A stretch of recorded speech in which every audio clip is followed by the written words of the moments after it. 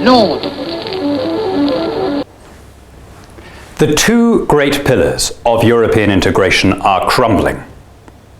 The Schengen area, like the euro, turned out to be a fair weather scheme. Neither has survived the coming of the winter storms. Both have failed their first test. Just as the debt crisis cruelly exposed the weaknesses of monetary union, so the migration crisis is showing the ineffectiveness of a pan-European border-free zone. And yet the EU's response in both cases is to elevate the principle of more power to Brussels over any practical consideration of what needs to be done. So just as, in the euro, they have been prepared to sacrifice working people across the Mediterranean to load up unlimited liabilities in Northern Europe rather than admit that monetary union was a mistake, so in the case of Schengen, they have been so determined to preserve the principle of a border-free Europe that for every migrant that is being reallocated, they know that they're encouraging tens or hundreds more to follow. The resulting policy is both ineffective and immoral. Ineffective for the most obvious reason. You can have a border-free zone or you can have a quota system for migrants. You can't have both. There is no way of making a migrant stay in the country to which he's allocated, not in the long run, because people are going to be awarded travel documents. But it's immoral too. It's immoral because it rewards the people traffickers and indeed vindicates their business model. There are people in desperate need in Syria and in the frontline states. People who have, without question, fled in fear of their lives. But those are not the people that the EU is trying to help, because it isn't really interested in Syria, it's interested in Schengen, and specifically in therefore spreading out those migrants and refugees who are already in the European Union and who are therefore not, frankly, in fear of persecution. Part of the problem is that people are jumbled up.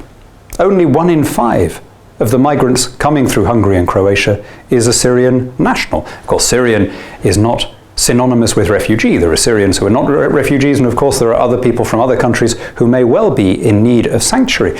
But unless you have a way of determining who is in which category, you are opening your doors to the entire world. Last month I was in a hostel for young migrants in the south of Italy, and I was working there alongside boys from Ghana and Gambia, Senegal and Nigeria, and they were bright, resourceful lads who were doing what I hope I would do in their situation, but they were not, in the legal sense, refugees. And if the European Union is going in effect to say that anyone coming from a poor or miserable life is entitled by right, as soon as he gets into international waters, to stay in the European Union, then in practice we are inviting not just hundreds of millions but billions of people to have an entitlement to live in our territory. There are possible solutions here. We could be looking at setting up safe zones, either in or on the borders of Syria, and possibly additionally in North Africa, decent, humane places where an asylum application can be lodged while the applicant is not in the European Union. But I don't see any sign at all that policymakers in Brussels are even contemplating such schemes, because they are so introverted, so obsessed with saving their project rather than with addressing the global crisis. Where does this leave the United Kingdom? Well, we're not in Schengen, but that doesn't mean we're exempt.